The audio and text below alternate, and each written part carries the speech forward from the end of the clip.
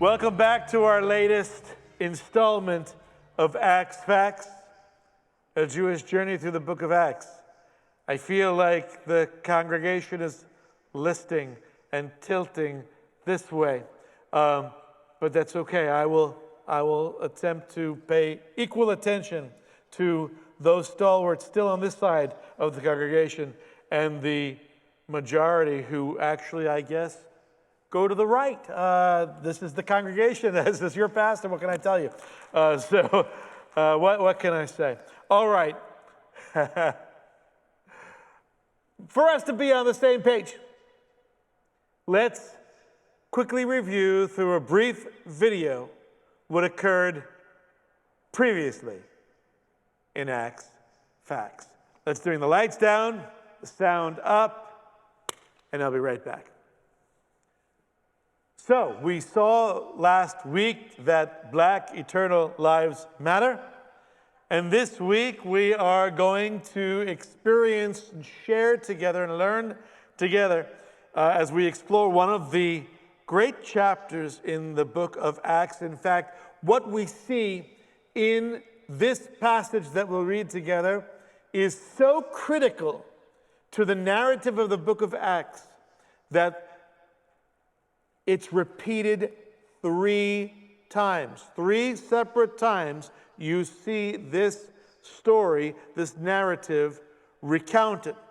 And what we can see in Paul's 3 accounts is a specific framework. They're not all exactly word for word, but we can see a common structure in each of the because let's face it, when I tell a story 3 different times, I'm not a robot. I don't tell the story exactly the same way every time. Same jokes maybe, but the story itself, there's a little bit of variety. And in Saul's retelling of the story, and as opposed to Luke's telling of the story in a third-person narrative, we nonetheless see a common framework regarding Saul's life-changing encounter with Yeshua. So in this framework, we see 4 items that are always the same.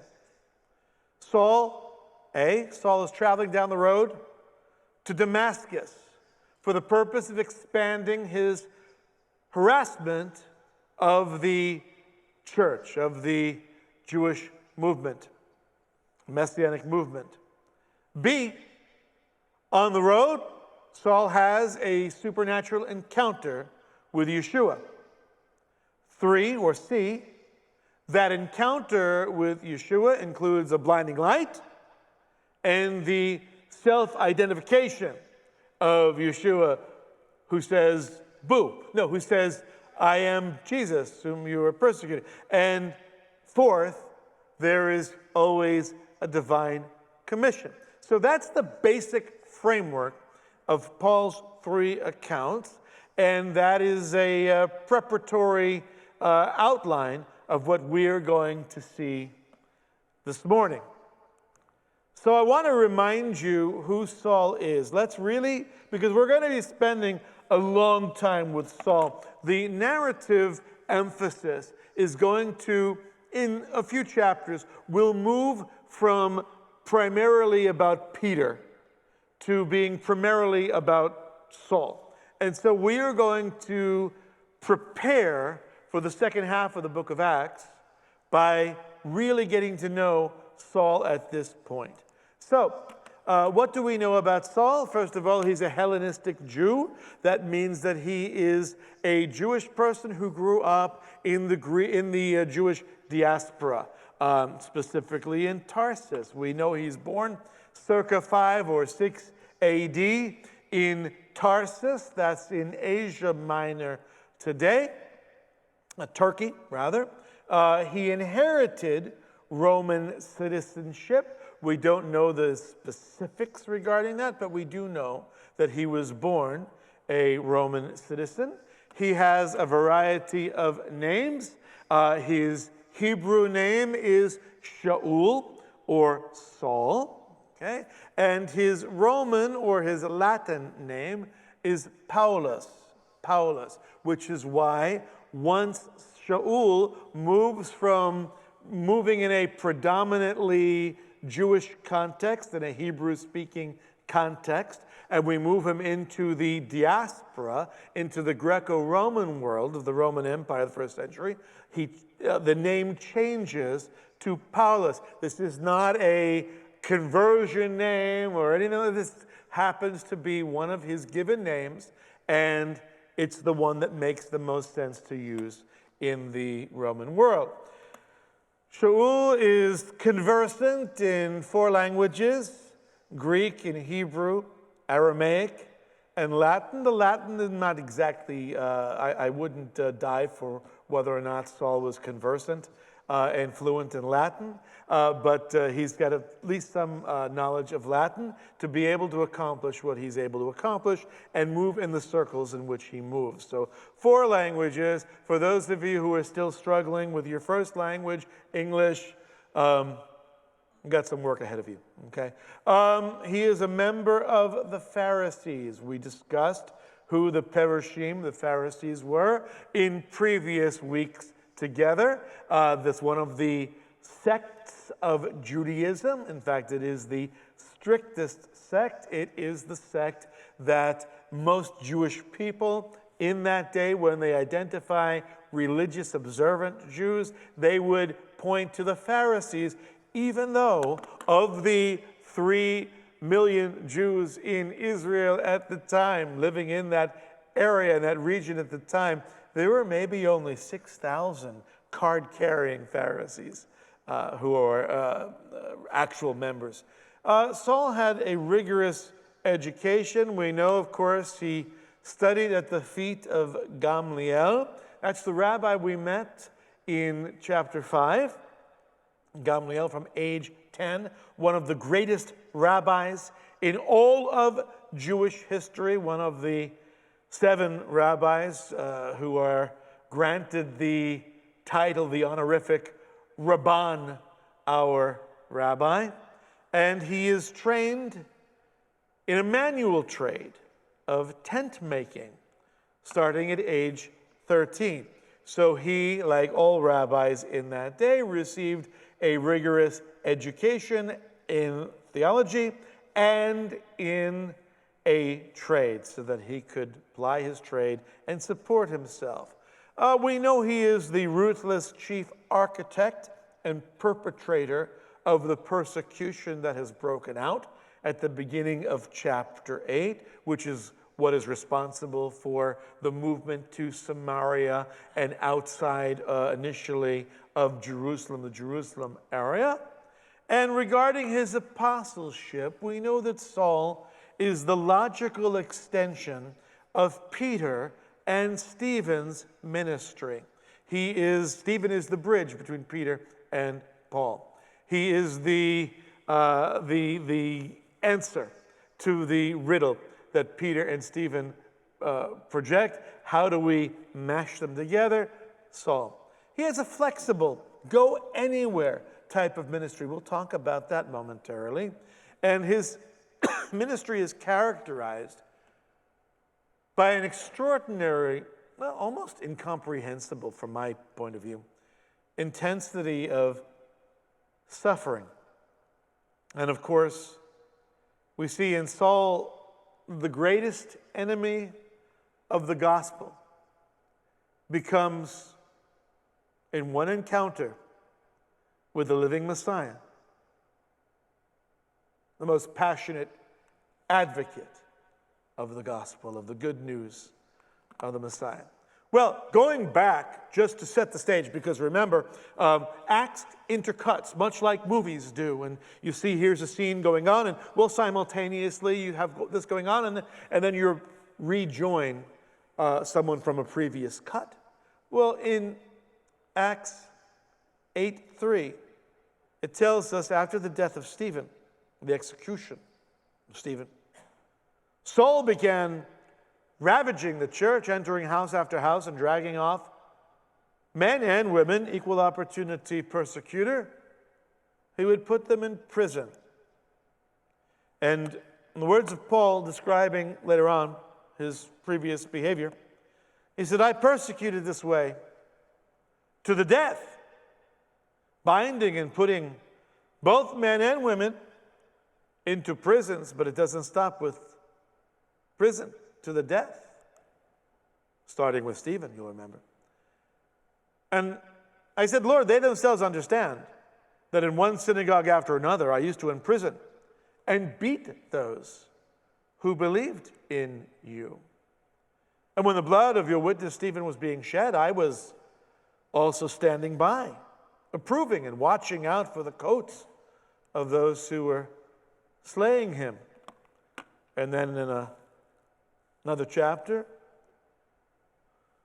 Paul recalls, and as I punished them often in all the synagogues, I tried to force them to blaspheme. Here's an additional detail.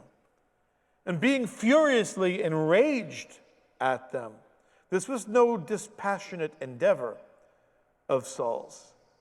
I kept pursuing them even to foreign cities, which is going to now serve as the segue into our text today, starting in verse 1 of chapter 9.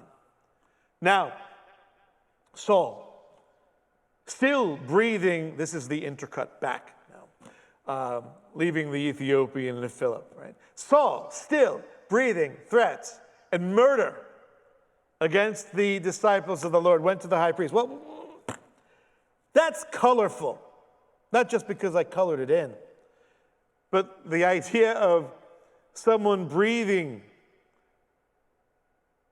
Empneo is the word. It's very, very colorful. Empneo. Saul is inhaling and exhaling. When I'm inhaling and exhaling, generally it's air, okay, oxygen. Sometimes, if I have a diffuser near my bed and my wife has put some essential oils, I'm breathing, inhaling and exhaling some fancy schmancy essential oil. But I'm generally not breathing threats and murder. I don't know about you. But Saul is so passionate about this. He's portrayed as breathing threats and murder against the believers, the disciples of the Lord. And so he is so consumed with disgust, with hatred for the heretics, for the followers of Yeshua, that Shaul takes matters to the next level. And certainly there are precedent in the Hebrew Bible of God-endorsed perpetrators of holy violence against those who would corrupt the Jewish faith.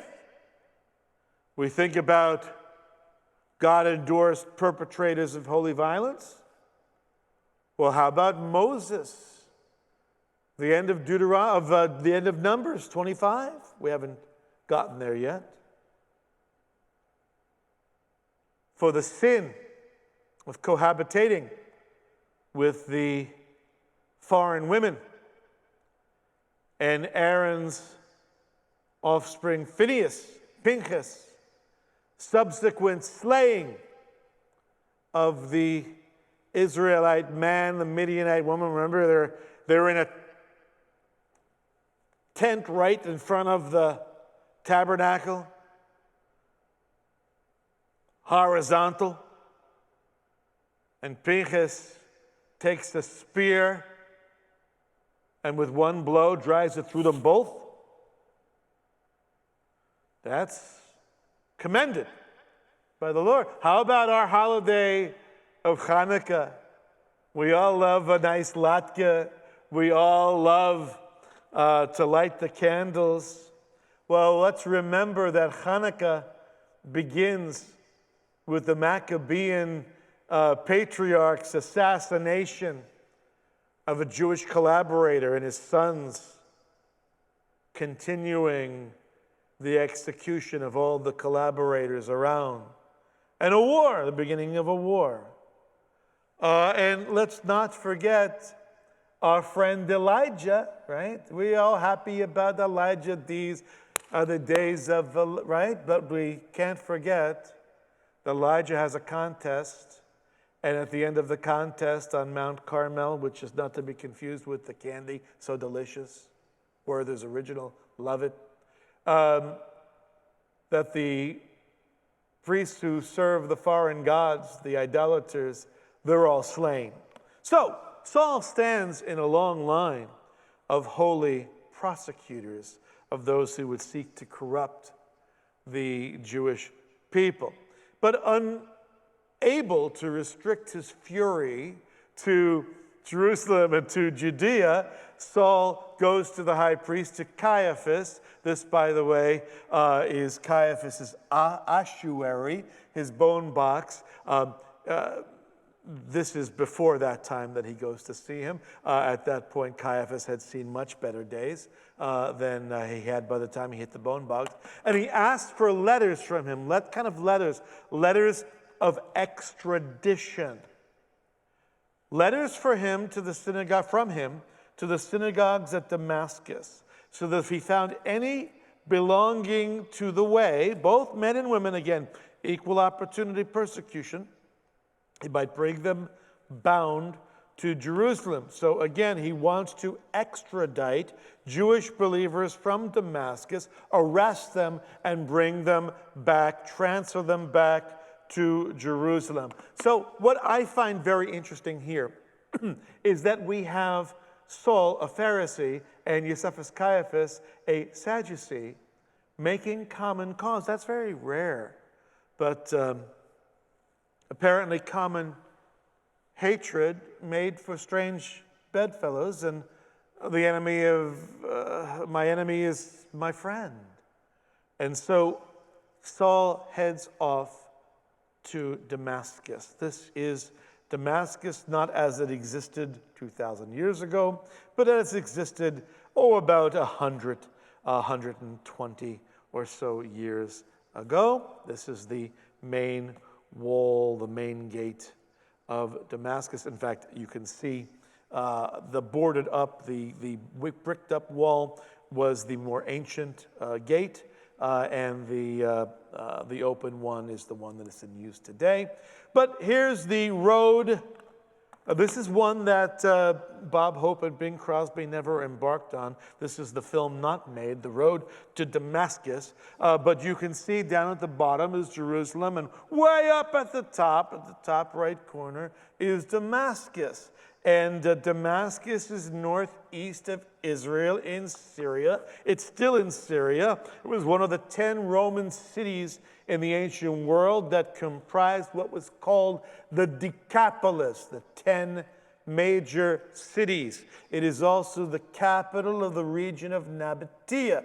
So when we look down go directly south from Damascus, we see these major cities, part of the Decapolis, and this going all the way down to the Red Sea is all considered to be the Nabatean kingdom, and in those days was known as Arabia. We'll talk next time about Paul spending some time in Arabia. He's not spending time in Saudi Arabia and the desert.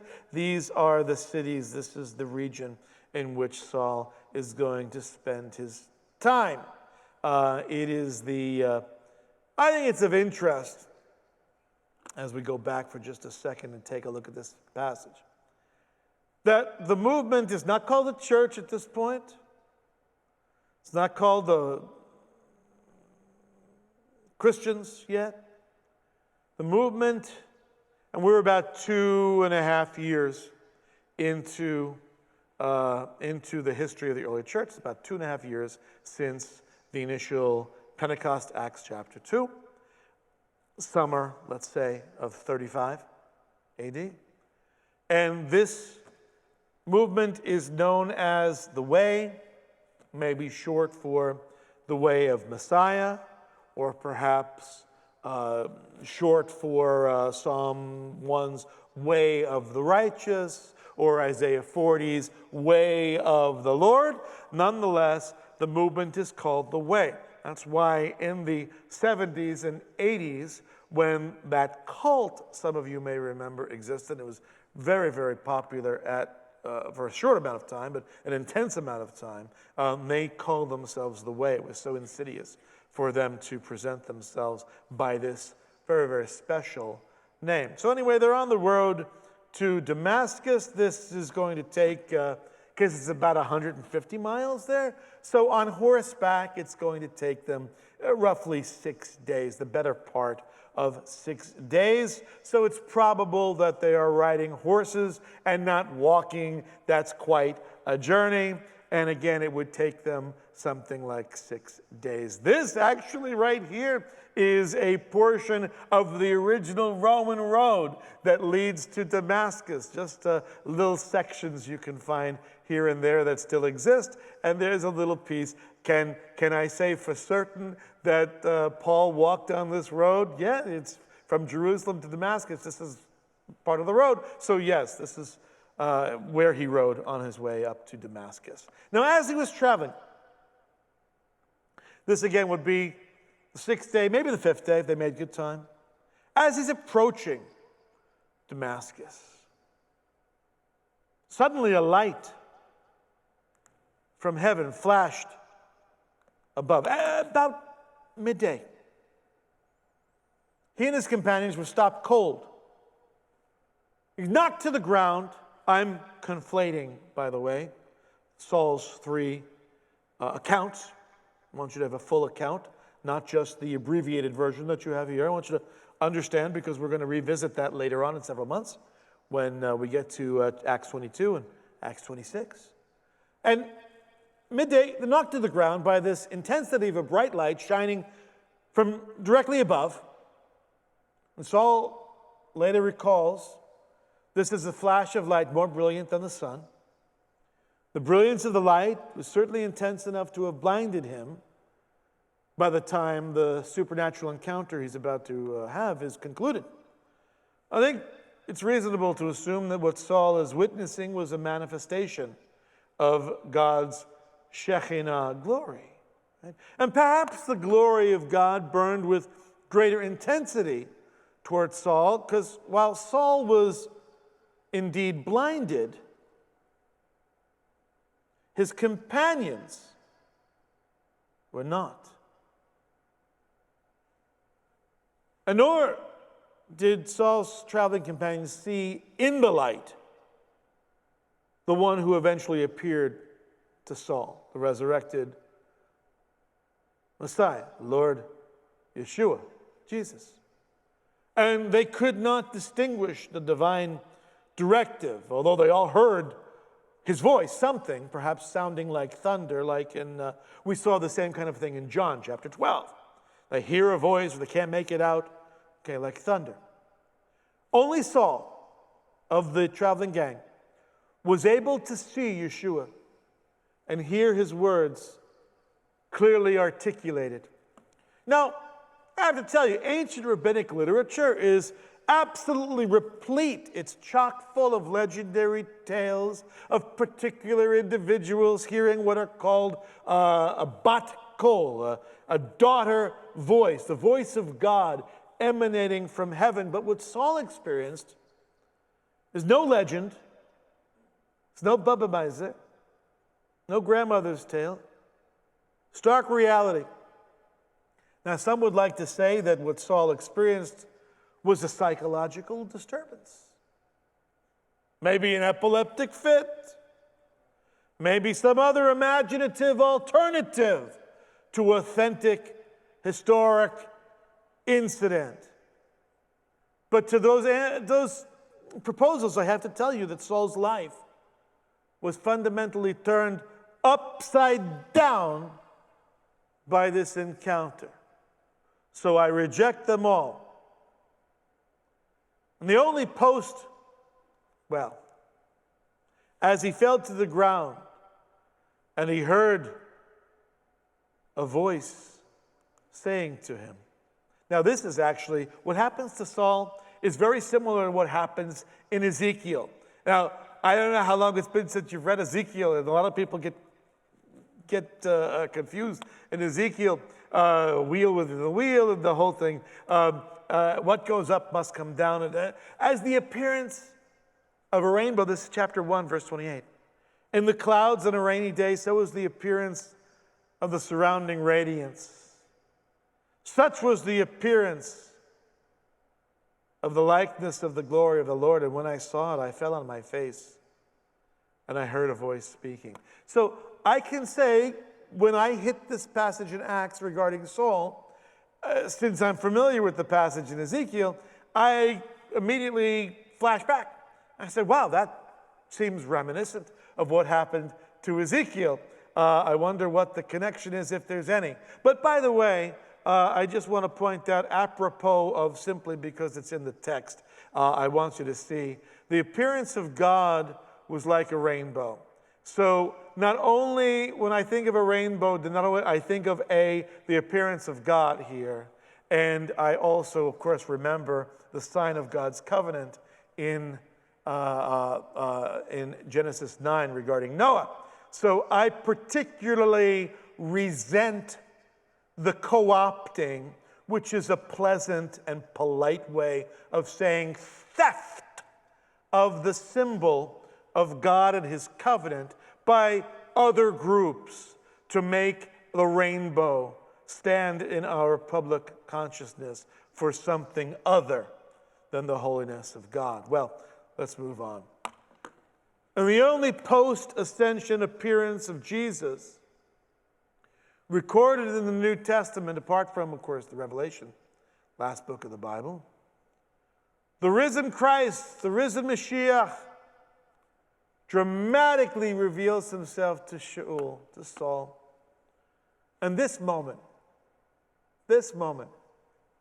when Saul's passion and his zeal are divinely redirected, talk about tshuva, talk about metanoia, talk about changing your stance, literally walking in one direction toward Jesus, having one stance toward him, and then, whoa, turning 180 degrees. This is a perfect example. Paul's passion, zeal, divinely redirected from persecuting the church to propagating the gospel. Arguably, I think it's the most significant event since the giving of the Spirit at Pentecost that occurred 2.5 years earlier.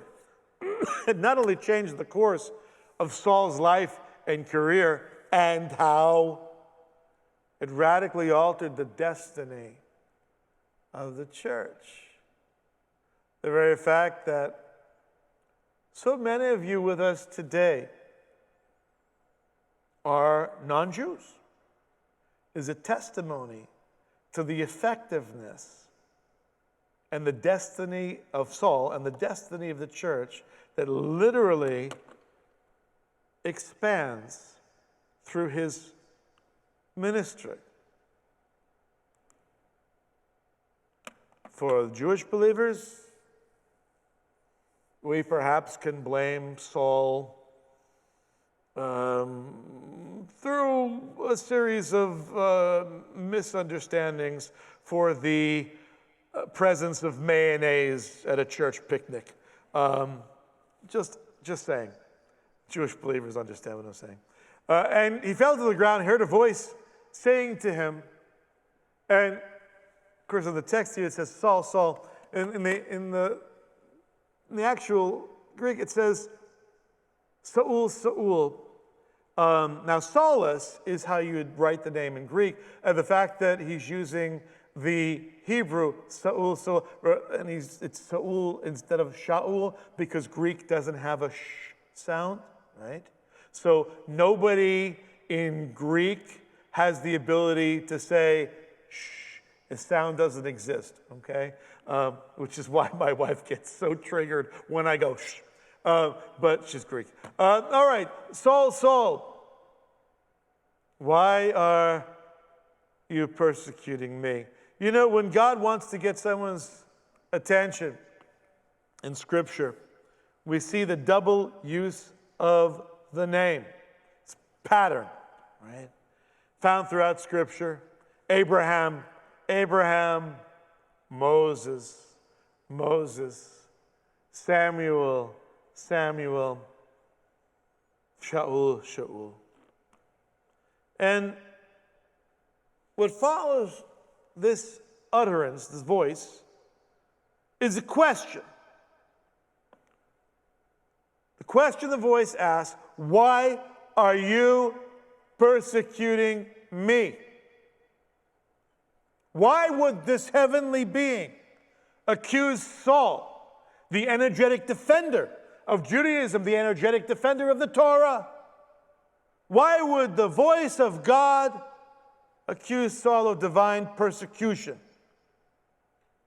So Saul, on the ground, brazenly, yet necessarily, addresses the divine voice's rebuke with a question of his own.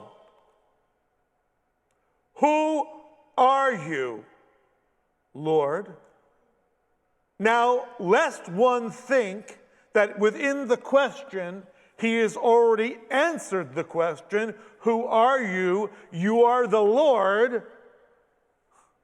This word, Kiri, this word Lord, has a spectrum of meaning. On the one end, it could be, oh yes, who are you, Lord, Lord God? On the other end of the spectrum, it could mean, who are you, sir? Okay? As in a polite way of addressing. I think that it goes far too far because he's really asking a question. So he doesn't know it's the Lord he's speaking to, obviously, because it's a big punchline. It's a big gut punch. But when a heavenly being addresses you, you're not going to say, who are you, sir? So somewhere in the midst of the usage of the word Lord would be something like maybe the idea of your eminence, your highness, exalted one, something. Who are you? Obviously, you're not just a sir, but I really don't know who you are. Who are you, Lord? And he said, I am Jesus, whom you are persecuting. Well, that's a surprise that O. Henry couldn't have whipped up. That's a bigger surprise than anything old Rod Serling ever whipped up. It's a gut punch. I'm Jesus. I like them apples. That's in the original Greek. How is it that through persecuting the church, the congregation, the way, that Jesus can legitimately say, you're persecuting me? Well, Paul later lays out the theology of it, Romans 12:5. So we who are many are one body in Christ. Individually we're members of one another. Right? When you attack the body, you attack the head, who is Jesus himself. There is a unique, organic union of Yeshua with his church. And that is a fundamental theological concept that is expressed not only in Luke's writings, but in Paul's epistles as well. Well, the physical manifestation of Yeshua is something that Saul never is able to get over and continues to refer back, and specifically when defending his claim to apostolic authority.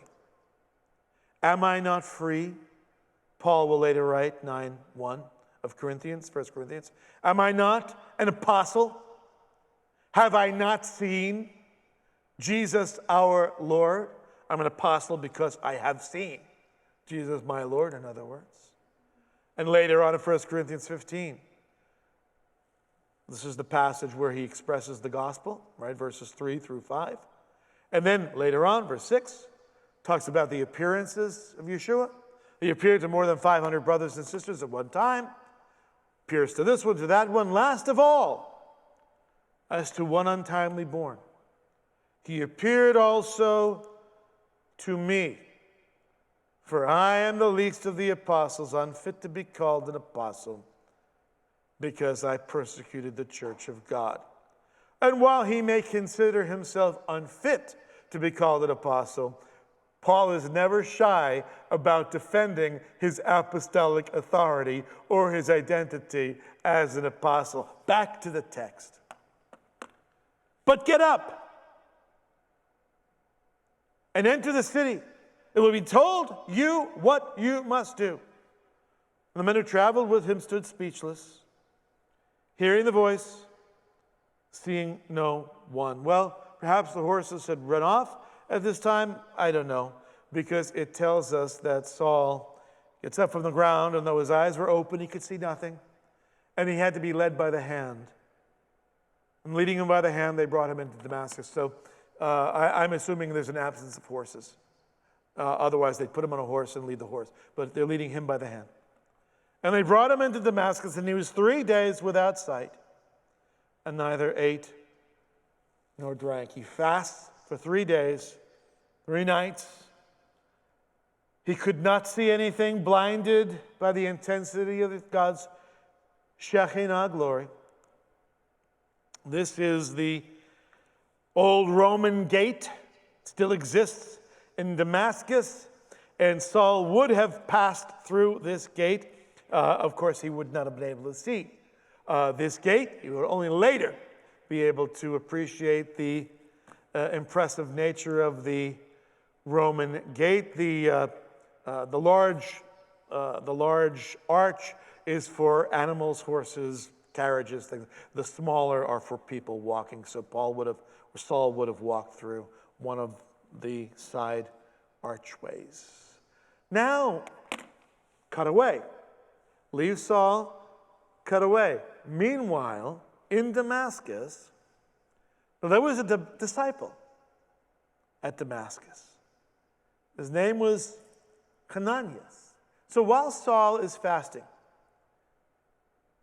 avoiding food, avoiding drink, devoting himself to prayer, understandable reaction to his new circumstances and his new understanding of what true faith in God is all about, the centerpiece being Yeshua. While praying, Saul receives a vision of a Jewish believer in Damascus named Ananias. And Ananias, or Hananiah, is going to be the instrument of his healing. He's not one of the Jerusalem fugitives that Saul had been pursuing as a resident of Damascus, demonstrating that by this time somehow the gospel had already made inroads into the Jewish community of Damascus, right, in this strategic city. But leaving Saul, we have this now, we're in the living room of Hananiah. And the Lord said to him in a vision, Ananias. And he answered, Hineni, here am I, Lord. This, very conveniently for us, is the traditional house of Ananias. If you ever go to Damascus, you perhaps can visit the home of Ananias. It's turned into a church, and there it is. Well, thrown in for nothing, no extra charge. And the Lord said to Ananias, get up and go to the street called Straight. Inquire at the house of Judas for a man, that's not Judas who betrayed Jesus, it's a common name, Judah, right? Inquire at the house of Judas for a man from Tarsus named Saul, for he is praying. This is where we learn that Saul is actually from Tarsus. It's disclosed here to the reader. For he is praying. Now this is that street called Straight. It's still there today. And why is the street called Straight Street? Because it's completely straight. Truth in advertising, Damascus. Now, this is a rather narrow road now, but if you can imagine back in Greco-Roman times, the time of the Second Temple, the time of the book of Acts, the road was about 50 feet wide. It was a main thoroughfare, the street called Straight, bisecting, intersecting the city. And this man, who's staying at the home of a guy named Judas on the street called Straight, he has seen in a vision a man named Ananias, in other words, you. He's seen this man come in and lay his hands on him so that he might regain his sight. But Ananias answers, Lord, I've heard from many about this man, how much harm he did to your saints at Jerusalem. Now hang on a second. Most of you, if you were writing the story, you would expect Ananias, already being described as a disciple, a follower of Jesus, that when Jesus speaks to him, when the Lord directs him to do something, Ananias, being a good believer, a loyal follower of Jesus, of Yeshua, would have said, yes, sir, and in the sense of yes, Lord, and snapped to and gone on his way. But Ananias is a Jewish follower of the Messiah. And he doesn't like the sound of the directive that the Lord is giving him. And so he speaks back and lets his objection be heard. Footnote. There's no castigation here. There's no indication that this was a wrong response or how dare you. God, when we are in prayer with him, expects our honesty and our authenticity. Right? God, in our prayer time with him, never requests or desires our plasticity, our phoniness. God looks for our authentic responses. Because God always has a response to still our objection. God has no problem doling a little bit more information out to answer any objections, right? Unless, of course, you object 5 times, like Moses did on Sinai with the burning bush, and then God lost his cool for a moment.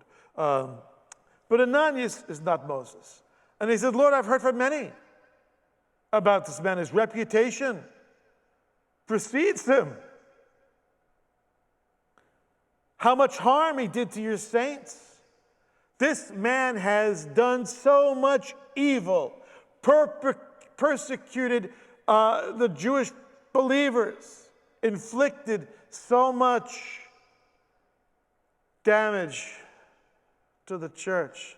Notice that the church, the believers, are called saints here. It's the first time we see this term used of believers in the book of Acts, and that is a Pauline convention. We see Paul using this term, your holy ones, your saints, right? Saints are not special medallions we put on our dashboards of our car, right? Who are the saints, right? We, if you're a believer in Yeshua, you are a saint. Remind your spouse of that at lunch today. I'm sure it will go over quite well.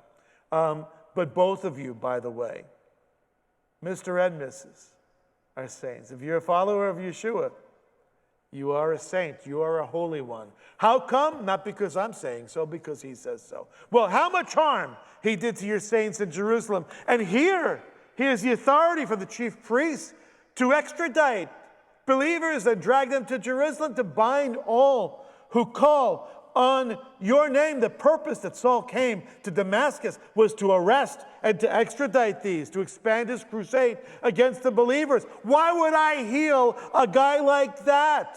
Why should I come into such close quarters with a potentially ferocious adversary? Would you also like me to take my head and stick it in the mouth of a lion? Could understand Ananias' objection. Saul's on a crusade, and Ananias does not want to be the latest victim.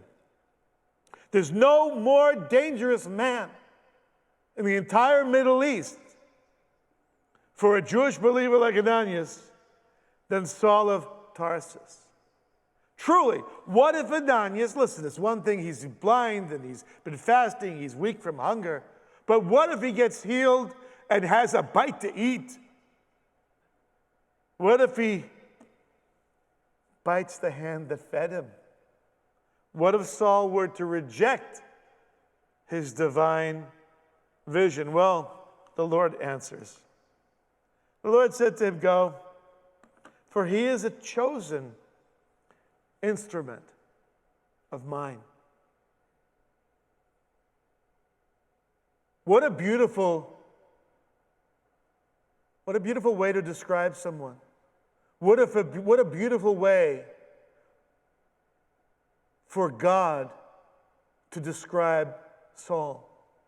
He is my chosen vessel. He is my chosen instrument. And what do you do with an instrument? You play the instrument. You make use of the instrument. If you have a saxophone, you blow the heck out of that saxophone. If you have a violin, you play those strings. If you're on a keyboard, baby, I can pound those keys. I can play lightly. If I were Jerry Lee Lewis, I might even play with my foot. Okay? Chosen instrument. Saul is God's chosen instrument of mine. And here's the commission. Watch this. Don't miss this. To bear my name before the Gentiles and kings and the sons of Israel. Most people, when they say, "Hey, give me a short bio of Saul," well, Saul's commissioned to be the apostle of the Gentiles. Everybody knows that. But I want you to notice here, there is a threefold commission that Saul receives, only one component of which is to bear witness of God's name before Gentiles. So, he is to bear God's name before not only Gentiles, but kings, royalty. And we see that happen in the book of Acts, and we know historically that happened as well with Caesar himself. And last but not least, often forgotten, omitted either purposefully or by accident, Saul's commission to proclaim the gospel, to bear God's name to the sons of Israel, to the Jewish people. Threefold commission, Gentile kings, sons of Israel. There may be a quiz afterward. This is something put in your back pocket and remember it, because we're going to need it for the rest of the book of Acts as we see Saul's ministry. Gentiles, kings, sons of Israel. Finally, let's wrap it up. The Lord said to, go, he's a chosen instrument of mine to bear my name before the Gentiles and kings and sons of Israel. Final verse. For I will show him my chosen instrument, whose keys I may play lightly and delicately on, or I may pound on.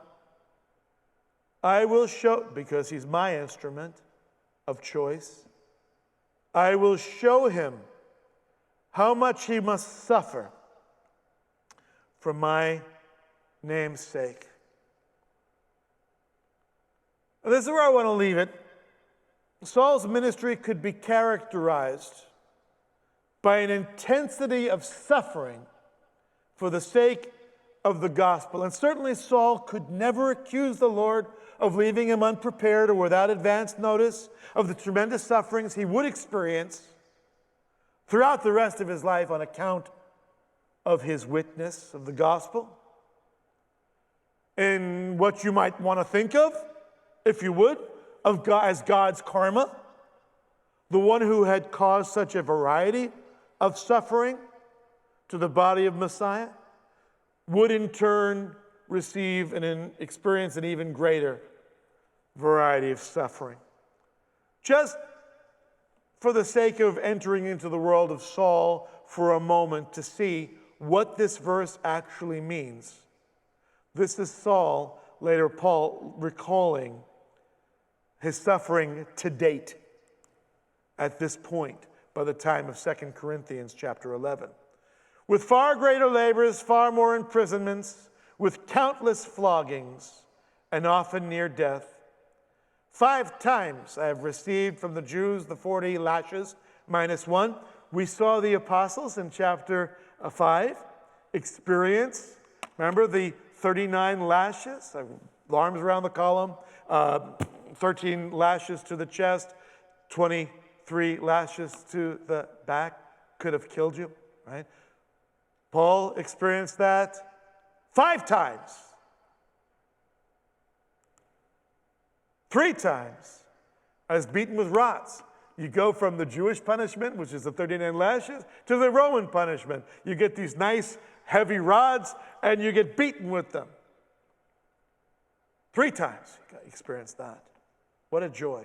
Once I received a stoning. We'll see that in several chapters. Chapter 14. 3 times I was shipwrecked. For a night and a day, I was adrift at sea, on frequent journeys, in danger from rivers, danger from bandits, danger from my own people, danger from Gentiles, danger in the city, danger in the wilderness, danger at sea, danger from false brothers and sisters.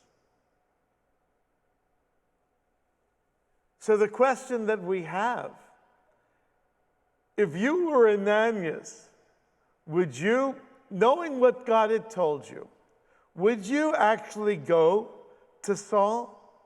And if Ananias does indeed go to Saul, what will Saul's reaction to him be? I'm afraid I'm going to have to leave you in suspense. We will find that out next week. Oh, I don't want to miss this one.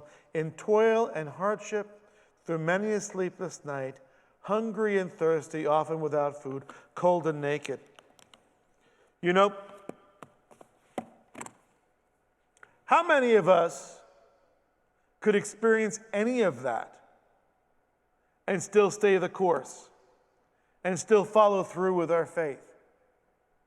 We may be coming to a point where, well, probably not going to experience all the entire list of Paul. That was unique even in those days.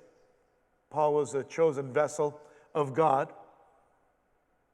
And suffering was wrapped up into the recipe, baked into the recipe from the very beginning for Saul. But nonetheless, I suspect, reading the tea leaves of our day, that there is a time of suffering, of discomfort coming for believers, even in this country. Say it couldn't happen in this country. Believers could not be persecuted in this country. Some of us already are.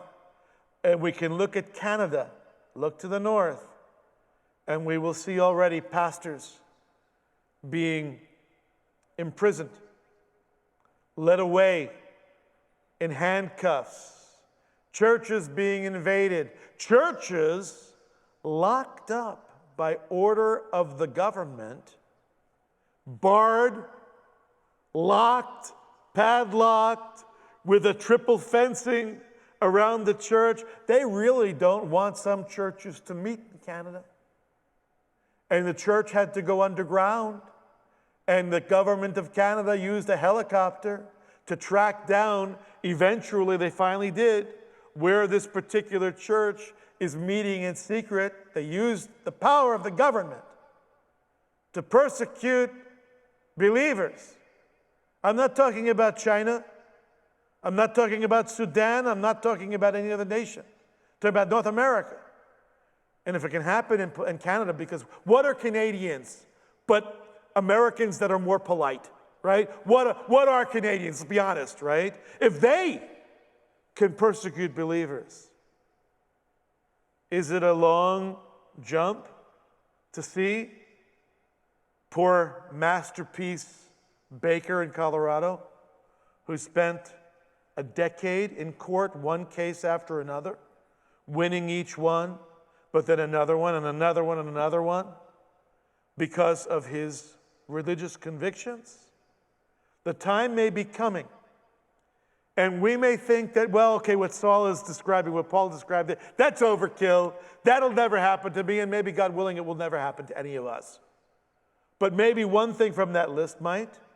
Maybe two things from that list. Maybe things that Saul couldn't have imagined in his most fertile imagination